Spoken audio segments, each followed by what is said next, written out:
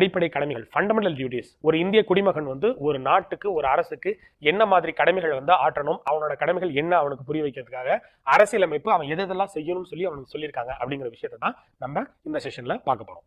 So எந்த ஒரு செஷனுமே ஆரம்பிக்கும் போது நான் என்ன சொல்லியிருக்கேன், முதல்ல அது எந்த பார்ட்டு என்னென்ன ஆர்டிகல்ஸ் அதுக்குள்ள இருக்குங்கிறத மெயின் விஷயம். இது வந்து பாத்தீங்கன்னா பகுதி 4A அப்படிங்கிற பகுதி தான் இருக்கு. விதி 51A ஒரே ஒரு ஆர்டிகல். பகுதி வந்து பாத்தீங்கன்னா 4A அப்படின்னு இருக்கு. சரிங்களா? ஸோ அந்த விதி 51A. அப்ப ஆர்டிகல் வந்து ஃபண்டமெண்டல் டியூட்டி என்னன்னு கேட்டா 51ன்னு கேட்கலாம், 51Aன்னு கேட்கலாம். So 4A 51A. ஸோ ரெண்டுமே ஏ வரதுனால உங்களுக்கு கன்ஃபியூஷன் ஆகிறதுக்கு வாய்ப்பு இல்லை. தெளிவா பாத்துங்க.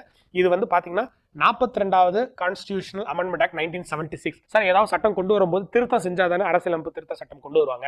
இது என்ன ஆரம்பிக்கும் போதே கொண்டு வராங்க அப்படின்னா, ஒரிஜினலா அரசியலமைப்பு உருவாக்கப்பட்ட பொழுது இந்த அடிப்படை கடமைகள்னு ஒண்ணு இந்திய அரசியலமைப்பிலே கிடையாது. அதை வந்து 1976ல இந்த 42வது திருத்த சட்டம் மூலமா தான் வந்து சேர்க்கிறாங்க. ஏற்கனவே 42வது திருத்த சட்டம்ல என்ன சொல்லியிருக்கேன், அது ஒரு மினி கான்ஸ்டிடியூஷன் அப்படின்னு சொல்லிட்டு பிரியாம்பிள் கிளாஸஸ்ல பார்த்தோம், டிபிஎஸ்பி கிளாஸஸ்ல பார்த்தோம். திரும்பி சொல்றேன், அதனாலதான் பாருங்க இதுல வந்து ஒரு தனி ஒரு சாப்டரே சேர்த்திருக்காங்க. அதனால தான் 42வது திருத்த சட்டம் என்னது, ஒரு மினி கான்ஸ்டிடியூஷன், அது ஒரு சின்ன அரசியலமைப்புன்னு சொல்றோம். அதுல வந்து ஆட் பண்ணிருக்காங்க. எந்த நாட்டுல இருந்து பெறப்பட்டது அப்படின்னா ரஷ்யா. சார் மத்த எந்த நாட்டிலுமே வந்து அடிப்படை கடமைகள்னு ஒண்ணு இல்லையா அப்படின்னு கேட்டா, எக்ஸ்பிளிசிட்டா வெளி தோற்றமா பார்க்கும்போது கண்டிப்பா அதுக்குன்னு ஒரு தனி பார்ட்டா எந்த ஒரு நாட்டிலுமே இல்ல. ரஷ்யா தவிர ஒரு நாடுன்னு ஒண்ணு இந்த மாதிரி அடிப்படை கடமைகள்னு ஒண்ணு வச்சிருக்காங்க அப்படின்னா ஜப்பான் நாட்டுல மட்டும்தான் இருக்கு. ஒரு நாட்டோட மக்களுக்கு அடிப்படை கடமைகள்னு ஒண்ணு இருக்கு அப்படிங்கிறத ஜப்பான் வந்து அதை ஒரு சட்டமாவே தனியாவே வச்சிருந்திருக்காங்க. அதை தாண்டி நம்ம இதை வந்து எங்கேருந்து இன்ஸ்பிரேஷனா எடுக்கிறோம் அப்படின்னா ரஷ்யால இருந்து எடுக்கிறோம். மற்றபடி நம்ம அரசியலமைப்பு பெறப்பட்ட நாடுகளான அமெரிக்கா, ஆஸ்திரேலியா, கனடா, அயர்லாந்து போன்ற எந்த நாடுகளும் அடிப்படை கடமைகள்னு ஒண்ணு அரசியல் அமைப்புல தனியா இல்ல. அவங்க வந்து பார்த்தா அரசியல் நெறிமுறை கருத்துக்கள்னு டிபிஎஸ்பி அந்த மாதிரி வச்சிருக்காங்களே ஒழிய அடிப்படை கடமைகள்னு ஒண்ணு கிடையவே கிடையாது. ரஷ்யாட்டேருந்து நம்ம இன்ஸ்பயர் பண்ணி எடுத்துதான் என்ன பண்ணிருக்கோம் அப்படின்னா தனியா வச்சிருக்கோம். சரிங்களா? ரைட்டு. இதை உருவாக்குறதுக்கு ஸ்வரன் சிங் கமிட்டி அப்படின்னு சொல்லிட்டு 1976ல வந்து காங்கிரஸ் கவர்மெண்ட் வந்து பண்றாங்க. சரிங்களா? 1975ல அப்பாயின்ட் பண்றாங்க. அந்த ஸ்வரன் சிங் கமிட்டி 1976ல அவங்க அறிக்கையை வந்து கொடுக்குறாங்க. என்னது அப்ப ஸ்வரன் சிங் கமிட்டி எது சம்பந்தப்பட்ட அறிக்கை அப்படின்னு கேட்டா அடிப்படை கடமைகள் சம்பந்தப்பட்ட அறிக்கை தான் இந்த ஸ்வரன் சிங் கமிட்டி. அப்புறம் என்ன பண்றாங்க, ஃபர்ஸ்ட் எடுத்தோன்னே 86th கான்ஸ்டிடியூஷன் அமெண்ட்மெண்ட் ஆக்ட் 2002ல என்ன பண்றாங்க அப்படின்னா 51AK அப்படின்னு சொல்லிட்டு 11வது கடமையா வந்து ஒன்னு ஆட் பண்றாங்க. அப்ப மொத்தமா எத்தனை அப்படின்னா உருவாகும் பொழுது ஃபர்ஸ்ட் 42வது திருத்த சட்டம் 1976ல உருவாகும் போது எத்தனை இருக்கு அப்படின்னா 10 டியூட்டிஸ். அப்ப 10 இருக்கு. சரிங்களா? அப்ப 11வது என்ன பண்ணியிருக்காங்க அப்படின்னு சொன்னா 6 முதல் 14 வயதுக்கு உட்பட்ட குழந்தைகளுக்கு கல்வி வழங்குவது ஒரு பெற்றோரோட கடமை அப்படின்னு சொல்றாங்க. ஸோ 10ஓட 1 11 சேர்ந்தா என்ன பண்றாங்க, மொத்தம் 11 கடமைகள் இருக்காங்க. அப்ப டோட்டலா 11 டியூட்டிஸ், 11 கடமைகள். ஒரு குடிமகனுக்கு எத்தனை அடிப்படை கடமைகள் இருக்குன்னு கேட்டா 11 நீங்க ஆன்சர் பண்ணணும். சரிங்களா? இந்த வெர்மா கமிட்டி 1999 என்ன மென்ஷன் பண்றா அப்படின்னு சொன்னா ஃபண்டமெண்டல் டியூட்டிஸை இம்ப்ளிமெண்ட் பண்றதுக்காக அமைக்கப்பட்ட இல்ல ஃபண்டமெண்டல் டியூட்டிஸ் எப்படிலாம் இம்ப்ளிமெண்ட் ஆயிருக்கு committees on the fundamental rights அப்படின்னா இது வந்து வெர்மா கமிட்டி 1999. இப்போ இந்த 11 அடிப்படை கடமைகள் என்ன, அது வந்து எப்படிலாம் இம்ப்ளிமெண்ட் பண்ணலாம், நம்ம என்னென்னலாம் பண்ணிட்டு இருக்கோம் அப்படிங்கிற விஷயத்தை தான் நம்ம அடுத்த ஸ்லைட்ல பார்க்க போறோம். ஏற்கனவே சொல்லியிருக்கேன் கடமைகள் வந்து மொத்தம் எத்தனை இருக்கு அப்படின்னா 11. அதுல வந்து பாத்தீங்கன்னா முதல் இது to abide by the constitution and respect its ideals and institutions, the national flag, the national anthem. சரிங்களா? ஸ்தாபனங்கள், அரசியலமைப்பு ஸ்தாபனம், தேசிய கொடி, தேசிய கீதம். தேசிய கொடி, தேசிய கீதம் அப்போ வந்து அரசியல் நிர்ணய சபையால் ஏற்றுக்கொள்ளப்பட்ட நாள் அப்படின்னு சொல்லிட்டு நம்ம வந்து கான்ஸ்டிடியூஷன் அசெம்பிளி செகண்ட் வீடியோல பார்க்கும்போதே ஒன்று பார்த்துருக்கோம். அரசியலமைப்பு சபை எப்போ ஏற்பட்டுச்சு. அதே மாதிரி பார்த்தீங்கன்னா ஐடியால்ஸ் அண்ட் இன்ஸ்டிடியூஷன். என்ன சார் இன்ஸ்டிடியூஷன் அப்படின்னா பார்லிமெண்ட்டுங்கிறது ஒரு இன்ஸ்டிடியூஷன், எக்ஸிக்யூட்டிவ்ங்கிறது ஒரு இன்ஸ்டிடியூஷன், ஜுடிஷியரி நீதித்துறை அப்படிங்கிறது ஒரு இன்ஸ்டிடியூஷன். அது எல்லாத்தையும் நம்ம மதித்து நடக்கணும் அப்படின்னு சொல்றதா என்னது இவங்க சொல்ற ரெஸ்பெக்டட் ஐடியல்ஸ் அண்ட் இன்ஸ்டிடியூஷன். தேசிய கொடியை மதிக்க வேண்டும், தேசிய கீதத்தை மதிக்க வேண்டும். சரிங்க சார், தேசிய கொடியை மதிக்கல இப்ப அப்படின்னா என்ன பண்ணுவாங்க, இதோட அடிப்படை கடமை தானே, நான் செய்யலன்னா என்ன ஜெயில போட்டுருவாங்க அப்படின்னா இந்த அடிப்படை கடமைகளை நீ செய்யலன்னு நம்மள ஜெயில போட மாட்டாங்க. அதுக்குன்னே prevention of national honour act அப்படின்னு சொல்லிட்டு 1971ல ஒரு சட்டம் போட்டிருக்காங்க. சரிங்களா? பிரிவென்ஷன் ஆஃப் இன்சல்ட்ஸ் டு ஒரு சட்டம் வந்து போட்டிருக்காங்க. என்ன அப்படின்னு சொன்னோம்னா ஒரு தேசிய சின்னங்கள் எதெல்லாம் நீங்க அவமானப்படுத்துறீங்க, கோவம் வருது, நீங்க இந்திய கொடியை எரிக்கிறீங்க, திடீர்னு போயிட்டு ஒரு இந்திய கொடி கம்பம் இருக்கிற சாய்க்கிறீங்க அப்படின்னா அது வந்து சட்டப்படி தப்பு. இந்த மூலமா பயன்படுத்துவாங்க. நான் ஏற்கனவே அடிப்படை கடமைகள் அடிப்படை உரிமைகளும் டிபிஎஸ்பி நடத்தும் போது ஒன்று சொல்லியிருக்கேன். அடிப்படை உரிமைகள் உங்களுக்கு பாதிக்கப்பட்டா நீங்க நேராக கோர்ட்டுக்கு போகலாம். டிபிஎஸ்பி உங்களால் ஒரு அரசு செய்ய முடியல, நேராக கோர்ட்ல போய் உங்களால கேட்க முடியாதுன்னு. அதே மாதிரி தான் ஃபண்டமெண்டல் டியூட்டிஸ், இட் இஸ் நான் ஜஸ்டிசையபிள்.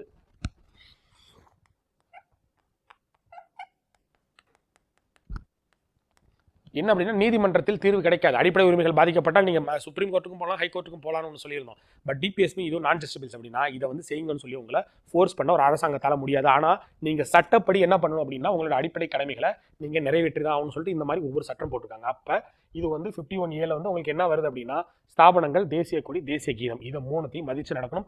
இந்த ஸ்தாபனங்கள்ங்கிறது வந்து எது வேணாலும் இருக்கலாம், புரியுதுங்களா? அப்போ என்ன, இந்தியாவோட கட்டமைப்பு, அரசியல் கட்டமைப்பு எது வேணாலும் இருக்கலாம். திடீர்னு இந்திய அரசியலமைப்பு புக்கை கொண்டு போய் நீங்கள் எரிக்க முடியாது, எரிச்சிங்கன்னா ஜெயிலுக்கு தான் போகணும். ஸோ ஸ்தாபனங்கள்ங்கிறது நம்ம என்ன வேணாலும் வரலாம். அடுத்தது, to cherish and follow the Nobel ideals that inspired the national struggle for freedom. நமது சுதந்திர போராட்டத்திற்கு தூண்டுகோலாக அமைந்த உன்னதமான நோக்கங்களை பேணி காத்தல். என்ன பெருசா சுதந்திரத்துக்கு போராடிட்டாங்க அப்படின்னு சொல்லிட்டு யாரையும் அவமானப்படுத்த விட, காந்திஜி போட்டோ எரிச்சோம்னா விடுவோமா, அதே மாதிரி தான் இருக்கும், சரிங்களா? அதே மாதிரி நம்ம சுதந்திர போராட்டத்தை மதிக்கணும். நமக்காக கஷ்டப்பட்டு பல பேர் ஜெயிலுக்கு போய் உயிர் நீத்து இந்த சுதந்திரத்தை ஆகஸ்ட் 15, 1947 வந்து நமக்கு பெற்று தந்திருக்காங்க. ஸோ அவங்களோட தியாகத்தை போற்றணும் அப்படிங்கிறது தான், போற்றணும். அதே சமயத்தில் அதை வந்து இழிவுபடுத்தக்கூடாது. ஸோ அதற்கு தூண்டுகோலாக அந்த உன்னதமான நோக்கங்களை பேணி காக்கணும் அப்படிங்கிறத என்ன சொல்றாங்க அப்படின்னா 51A இந்த B சொல்றாங்க. உங்களுக்கு கொஸ்டின்ஸ் வந்து இந்த மாதிரி தனித்தனியாக இது ஃபண்டமெண்டல் டியூட்டியான்னு கேட்கறதுக்கு வாய்ப்பு இருக்கு. இந்த கொஸ்டின்ஸ் வந்து உங்களுக்கு எப்படி மென்ஷன் பண்ணுவாங்க அப்படின்னா 51A A, 51A B, இந்த மாதிரி கேட்கறது கூட வாய்ப்பு இருக்கு. 51AC வந்து என்ன வரலாம் அப்படின்னு சொல்லி உங்களுக்கு கேட்கறது கூட வாய்ப்பு இருக்கு. அதனால தான் என்ன பண்ணேன், டோட்டலாக 51A முன்னாடி கொடுத்துட்டு உங்களுக்கு ABCன்னு கொடுத்துருக்கேன். நான் உங்களுக்கு வர ஸ்லைட்ஸ் எல்லாத்தையுமே எழுதிடுறேன், உங்களுக்கு எந்த கன்ஃபியூஷனும் இருக்காது. அடுத்தது, to uphold and protect the sovereignty, unity and integrity of India. இந்தியாவின் இறையாண்மையையும் ஒற்றுமையையும் ஒருமைப்பாட்டையும் பாருது. இந்த வார்த்தை ஏற்கனவே எங்கேயோ பார்த்த மாதிரி இருக்குங்களா? என்ன பண்ணியிருக்கோம், ஏற்கனவே செகண்ட் ஸ்லைடு பிரியாம்பிளில் பார்க்கும்போது சில வார்த்தைகளை வந்து சேர்த்திருக்காங்க அப்படின்னு சொல்லிட்டு பிரியாம்பிள் ஒரு 5 வார்த்தை வரிசையாக வரும். 42வது திருத்த சட்டம் 1976 உங்களுக்கு 3 வார்த்தை சேர்த்திருக்காங்க, சோஷியலிஸ்ட், செகுலர், இன்டெகிரிட்டி அப்படின்னு சொல்லிட்டு 3 வார்த்தை வரிசையாக ஆட் பண்ணியிருப்பாங்கன்னு சொல்லியிருக்காங்க. அதில் தான் இறையாண்மை, இந்திய இறையாண்மை என்ன சொல்லி ஏற்கனவே, இந்திய இறையாண்மைங்கிறது நமது உள்நாட்டு விவகாரங்கள், நமது எல்லைகளை அபகரிக்கவோ எந்த நாடும் நம் உள்நாட்டு பிரச்சனைகளை தலையிட எந்த உரிமையும் கிடையாது. அதுதான் என்னது அப்படின்னா இறையாண்மை. அதே மாதிரி யூனிட்டி, ஒற்றுமை, மத சார்பற்ற அரசுன்னு நம்ம ஏன் சொல்றோம் அப்படின்னு சொன்னா ஒத்துமையா இருக்கணும். நான் என்ன சொல்லியிருக்கேன், எனக்கு பக்கத்துல இருக்கிற ஒரு ஆண்மகன், ஒரு பெண் வந்து எனக்கு சகோதரன், சகோதரியா, என் உடன் பிறந்தவனா தான் இருக்கணும்னு அவசியம் இல்லை. இந்த நாடு ஒன்றா இருக்குது அப்படிங்கும் போது அவன் என்னோட சகோதரனா அவனை நினைக்கிறேன். இருக்கும்போது all Indians are my brothers and sisters school படிக்கும்போது பிளட்ஜ் இப்படி வச்சுட்டு பண்ணிருப்போம், ஞாபகம் இருக்குங்களா? ஸோ அது என்னன்னா அது உன்னோட கடமை அப்படின்றாங்க. உன் பக்கத்துல இருக்கவன ஒரு சகோதரனா பாரு அப்படின்னு வந்து உன்னோட கடமைன்னு சொல்றாங்க. அடுத்தது, ஒருமைப்பாட்டை பேணி காத்தல். அது ஒற்றுமைக்கும் ஒருமைப்பாடுக்கும் என்ன வித்தியாசம் அப்படின்னா, ஒற்றுமை நீயும் நானும் ஒற்றுமையா இருக்கும், ஒருமைப்பாடு அப்படிங்கிறது நம்மளோட திங்கிங் ப்ராசஸ் எல்லாமே சேர்ந்து நாடு வந்து ஒன்னா இருக்கணும் அப்படிங்கிறது. இன்டெகிரிட்டி அப்படிங்கிற வார்த்தை புரியுதுங்களா? ஒருமைப்பாடா இருக்கணும்னு சொல்றது வந்து நாட்டோட பேஸ் பண்ணி சொல்றது தான் இந்த ஒருமைப்பாடு. ஸோ இது என்னது 51A C, இது வந்து 51AC 3வது தான் சொல்றாங்க. அடுத்தது, to defend the country and render national service when called upon to do so. நாட்டை காப்பதுடன் தேவையான போது நாட்டு நலப்பணி பேணி செய்தல். இது என்ன ஆர்டிக்கல்ல வருது, 51A D, சரிங்களா? ரைட். இந்த ஆர்டிக்கல் என்ன பண்றாங்க அப்படின்னு சொன்னா யோசிச்சு பாருங்க. நேஷனல் சர்வீஸ் எப்பனாலும் இந்தியா சீனா போர் வந்துருது, இந்தியா பாகிஸ்தான் போர் வந்துருது, இல்ல இந்திய எல்லைக்கு ஏதோ ஒரு ஆபத்து வருது, உடனே நம்ம கையில துப்பாக்கி கொடுத்து நீங்க உடனே பார்டருக்கு வந்து போங்க அப்படின்னு ஒரு நாடு வந்து உங்களுக்கு கம்பல் பண்ண முடியும். அதனால தான் என்ன சொல்றாங்க, நான் ஜஸ்டிசைபிள் அப்படின்னா இதை நீங்க செய்யுங்கன்னு சொல்லி ஒரு அரசாங்கம் வந்து உங்களால வந்து உங்களை ஃபோர்ஸ் பண்ண முடியாது. ஆனா உங்க நாட்டுக்கு ஏதாவது ஒரு ஆபத்து வந்துச்சு அப்படின்னா அந்த நாடு உங்கள்கிட்ட இந்த பணியை எதிர்பார்க்குது அப்படின்னா இதை கடமையா செய்யுங்க. உங்களை ஃபோர்ஸ் பண்ண முடியாது, அது இந்திய அரசாங்கம் அதை பண்ணாது இருக்கும்போது, பட் அந்த நாடு உங்களிடமிருந்து எதிர்பார்ப்பது அதுதான் அப்படின்னா அதை செய்ய வேண்டியது உங்களோட கடமை, நாட்டு நல்லதுக்காக செய்யுங்கன்றாங்க. இப்போ இந்த நேஷனல் சர்வீஸ் இருக்கும்போது எல்லாமே நம்ம பார்டர்ல போய் செய்ய முடியாது. அந்த பணிகளுக்கு தான் நம்ம லோக்கல்லாம் என்ன செய்யறோம், ஸ்கூல்ல யோசிச்சு பாருங்க, NSS போறோம், NCC போறோம், ஞாபகம் இருக்குங்களா? அவங்க NSS NCCல என்ன பண்றோம், நாட்டு மக்கள் அவங்க பார்டர்ல செய்யறது அதே பாதுகாப்பை நம்ம என்ன பண்றோம், உள்ளூர்ல செய்யறோம். அப்ப நம்ம கடமைகளை வந்து லோக்கலா நம்ம என்ன செய்ய முடியுமோ அதை செஞ்சுட்டு தான் இருக்கும். அது உங்களோட கடமை, அதை செய்யுங்கன்னு சொல்லி என்ன பண்றாங்க, அரசியலமைப்பு திருத்த சட்டத்துல கொண்டு வராங்க. அடுத்தது 51A E, இவங்க என்ன பண்றாங்க, to promote harmony and spirit of common brotherhood amongst all the people of India transcending religious, linguistic and regional sexual diversities and to renounce practices derogatory to the dignity of women. So இது ஒண்ணு. இந்த இது வந்து பாத்தீங்கன்னா பெண்கள் சம்பந்தப்பட்டது, புரியுதுங்களா? பெண்களுக்கு மரியாதை கொடுப்பது ஒரு குடிமகனின் கடமை அப்படிங்கறத வந்து இதுல வந்து சொல்ல வராங்க. அது என்ன சொல்றாங்க, சமய மொழி வட்டார பிரிவினை வேறுபாடுகளை கடந்து ஒரு இந்திய மக்களை என்னென்ன விதத்தெல்லாம் பிரிக்கலாம், ஜாதி மதம் சமயம் கல்ச்சர், நீ இந்த ஊர் கிடையாது நான் அந்த ஊர், நீ வேறு மாநிலவன், நீ வேறு கலர் நான் வேறு கலர், நான் பிறந்த இடம் வேற, உன் ஜாதி வேற ஏன் ஜாதி வேற, உன் நிறம் வேற ஏன் நிறம் வேற, உன் கலாச்சாரம் வேற அப்படின்னு சொல்லிட்டு இந்த மாதிரி விஷயங்கள்ல தான் பிரிக்க முடியும். பிரிக்கிறதுக்கான வழிகள் இருக்கு. ஸோ அந்த சமய மொழி வட்டார பிரிவினை வேறுபாடுகள் கடந்து இந்திய மக்கள் அனைவரும் சகோதர உணர்வு, பிரதர்ஹுட், இங்கிலீஷ்ல வார்த்தை வந்து பாத்தீங்கன்னா ஃப்ராட்டர்னிட்டின்னு ஒரு வார்த்தை இருக்கு. சகோதர உணர்வு நல்லிக்கத்தை வளர்த்து பெண்களின் கண்ணியத்தை குறைக்கின்ற செயல்களை விட்டொழித்தல். 2 பேர் பிரிஞ்சு இருக்காதீங்க, ஆனா எப்பவுமே என்ன பண்ணுங்க அப்படின்னு சொன்னா பெண்களோட கண்ணியத்தை காப்பாற்ற வேண்டியது ஒவ்வொரு ஆண்மகனின் கடமை கிடையாது, ஒவ்வொரு குடிமகனின் கடமை. புரியுதுங்களா? குடிமகனின் கடமை. அப்ப அந்த குடிமகன் வந்து பாத்தீங்கன்னா அதுல பெண்கள், அப்ப பெண்களின் கண்ணியத்தை காப்பது ஒரு பெண்ணின் கடமையும் கூட, அதே மாதிரி ஒரு குடிமகனின் கடமை நம்ம அனைவரோட கடமைன்னு சொல்லி 51A வந்து சொல்றாங்க. அடுத்தது 51A F. To value and preserve the rich heritage of countries' composite culture. பல்வேறு கூறுகளுடைய நமது பண்பாட்டின் வளமான பாரம்பரியத்தை மதித்து போற்றி காத்தல், பொது சொத்தை பாதுகாத்தல், வன்முறையை விட்டொழித்தல் அப்படிங்கிறத சொல்றாங்க. என்ன சொல்றாங்க?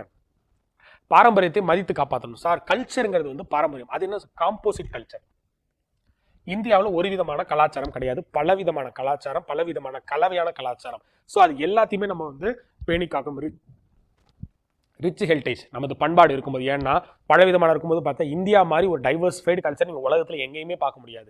இப்போ இங்கே இருக்கிறவங்க வந்து இங்கேருந்து பார்டரை தாண்டி நம்ம பக்கத்தில் இருக்க கர்நாடகா, கேரளா, ஆந்திராவுக்கு போனீங்கனாலே அங்கே சாப்பாடு பழக்கவங்களுக்கு உடை எல்லாமே இங்கே இருக்கிறது கம்ப்ளீட்டாக அப்படியே வேற மாதிரி இருக்கும். ஆனால் ஒரு சக மனிதனாக தான் இன்னும் நம்ம மதித்து கொண்டு இருக்கோம். அது உங்களோட கடமை அப்படின்னு சொல்றாங்க.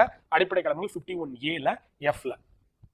அடுத்தது to protect and improve the natural environment including forest, lake, river and wildlife and have the compassion for living creatures. வார்த்தை பாருங்க, compassion for the living creatures. காடுகள், ஏரிகள், ஆறுகள், வனவிலங்கு உள்ளிட்ட இயற்கை சூழலை மேம்படுத்தி பாதுகாத்தல், உயிரினங்களின் பரிவுடன் இருத்தல். மனுஷனா பிறந்துட்டாங்கிறதுக்காக உன்னோட குடிமகனுக்கு மட்டுமே தான் நீ வந்து சகோதரத்துவமா இருக்கணும் அவசியம் இல்லை. உயிர் இல்லாத பொருள்கள் அப்படின்னு சொல்லிட்டு காடுகள் மரங்களுக்கும் உயிர் இருக்குன்னு சொல்றாங்க. அந்த மாதிரி இருக்கிறது காடு, ஏரி, ஆறு, வனவிலங்கு இது எல்லாத்தையும் இயற்கை சூழல் மேம்படுத்த அந்த உயிர்கள் எடுத்த பரிவுடன் நடந்துக்கணும். இருக்கும்போது ஒரு விலங்கு இருக்குன்னா அதை கொல்லக்கூடாது. இப்போ வந்து தேசிய பறவை வந்து மயில் அப்படின்னா அந்த மயிலை நீங்க கொன்னுங்க அப்படின்னு சொன்னோம்னா உங்களுக்கு சட்டம் தண்டிக்கும். ஒரு புலியை கொன்னீங்க அப்படின்னு சொன்னா அது சட்டம் தண்டிக்கும். புரியுதுங்களா? அப்ப அரசாங்கம் சொல்றதை தண்டிக்கும் போது என்ன அப்படின்னா சட்டத்துக்கு பயந்து நீங்க அதை பண்ணக்கூடாது. ஒரு இந்திய குடிமகனா அந்த இதை வந்து நீங்க பண்ணுங்க, சட்டத்துக்கு பயந்து பண்ணாதீங்க, குடிமகனா அந்த இதை பண்ணுங்கன்னு சொல்றதா என்ன பண்றாங்க? காடுகள், ஏரிகள், வனவிலங்கு. சார் நீங்க தான் ஆரம்பம் சொன்னீங்க அடிப்படை கடமைகள் வந்து நான் செய்யணும்னு அவசியம் இல்லை, என்ன பண்ணக்கூடாது அப்படின்னா இதை நீங்க பறிக்கூடாது, துன்புறுத்ததான் கூடாது. பறிவு காட்டலனாலும் பரவாயில்ல, ஆனா இதை நீங்க பண்ணீங்க அப்படின்னா சட்டம் எப்படி தண்டிக்குது நம்ம ஏற்கனவே பார்த்திருக்கோம்.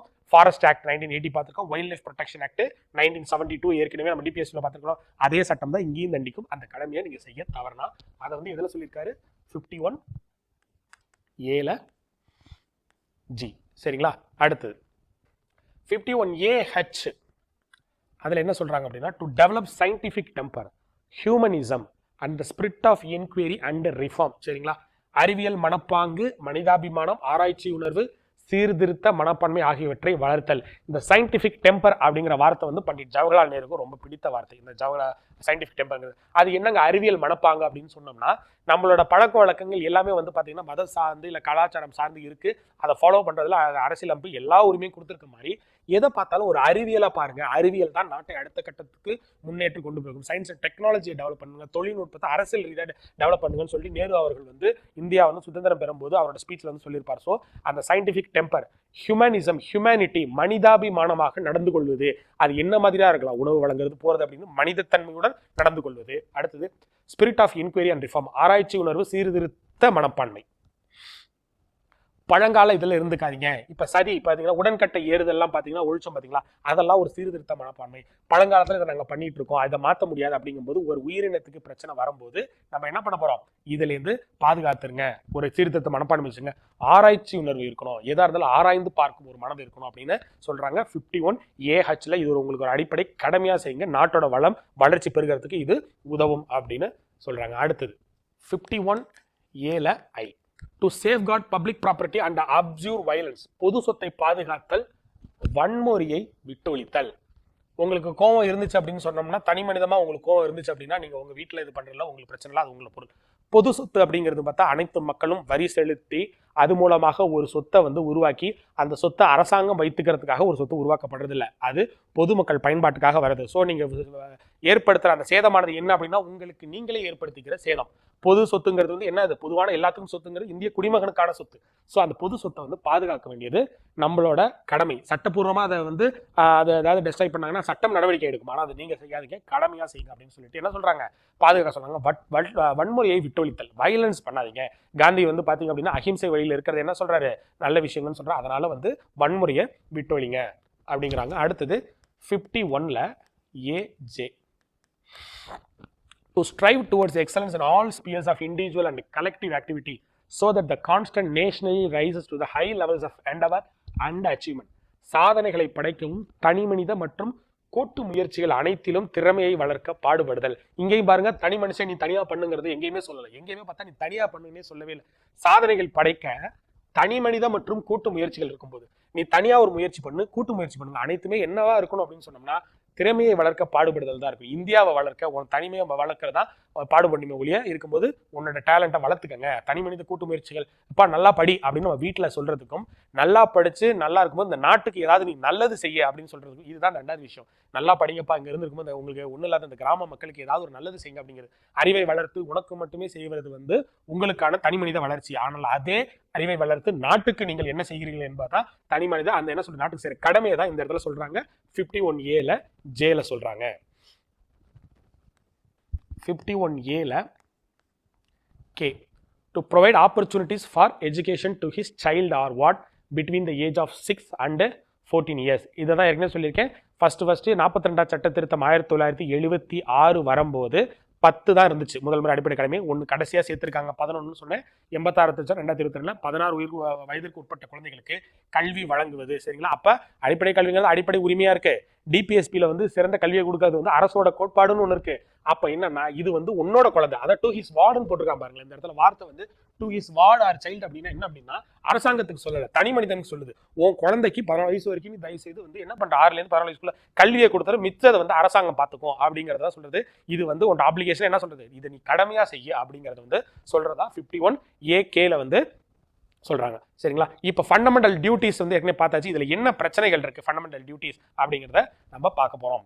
சரிங்களா? இது வந்து என்ன அப்படின்னா உங்களை வந்து ஃபோர்ஸ் பண்ண முடியாது. புரியுதுங்களா? இட் இஸ் நான் ஜஸ்டிசைபிள் அப்படின்னா என்ன, கோர்ட்டுக்கு போய் உங்களை வந்து உங்களை வந்து இதுல இருந்து பண்ண முடியல அப்படின்னு சொல்லி உங்களுக்கு பண்ண முடியாது. நான் ஜஸ்டிசைபிள், அடிப்படை உரிமைகளுக்கு மட்டும்தான் உங்களால கோர்ட்டுக்கு போய் உங்க உரிமைகளை வாங்கிக்க முடியும், இதுல வந்து பண்ண முடியாது. சரிங்களா? ரைட். அடுத்து வந்து இது வந்து ஒரு மாரல் கோடு மாதிரி இருக்கு. இது வந்து பாத்தீங்கன்னா மக்களை வந்து செய்யுங்கன்னு சொல்லிட்டு மாரலா இருக்கே ஒளி, இது வந்து இன்டகிரேஷன் நம்ம பாரம்பரியம் செய்யறது வந்து திணிக்கிற மாதிரி இருக்குன்னு சொல்லிட்டு நிறைய விஷயங்கள் வந்திருக்கு.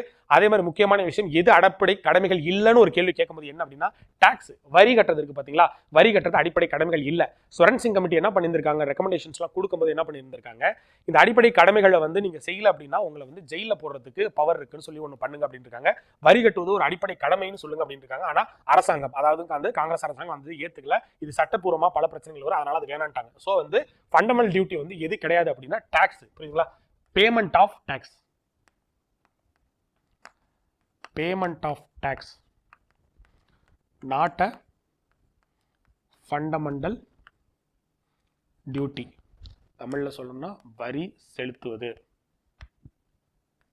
அடிப்படை கடமை இல்லை. அப்ப வரி செலுத்தல அப்படின்னு சொன்னா ஜெயிலுக்கு போறாங்க சார், அது எப்படி சார்னா அது சட்டக்கடமை. ஒரு குறிப்பிட்ட வருமானத்துக்கு மேல வந்து நீங்க சம்பாதிச்சீங்க அப்படின்னு சொன்னோம்னா அரசு அதற்கு உங்க ஹெல்ப் பண்றாங்க அப்படின்னா வரி செலுத்துவது உங்களோட சட்டக்கடமை. அப்ப இந்த கேள்வி வந்து என்ன கேட்டோம்னா ஒரு 4 கொடுத்துட்டு இதுல எது அடிப்படை கடமைகள் இல்லைன்னு கேட்டோம் அப்படின்னா உங்களுக்கு இதுதான் வரதுக்கு வாய்ப்பு இருக்கு, வரி செலுத்துவது அடிப்படை கடமைகள் இல்லை. ஸோ பார்ட் 4ல இந்த இதுல வந்து அடிப்படை கடமைகள் என்னங்கிறத வரிசையா பார்த்திருக்கோம். இதுல இருந்து ஒரு கேள்வி வருவதற்கும் நோட்ஸ்லாம் வந்து கிளியரா எடுத்துங்க. கண்டிப்பா இதுல இருந்து வர கேள்விகள் உங்களால கண்டிப்பாக போட முடியும். சரிங்களா? தேங்க்யூ.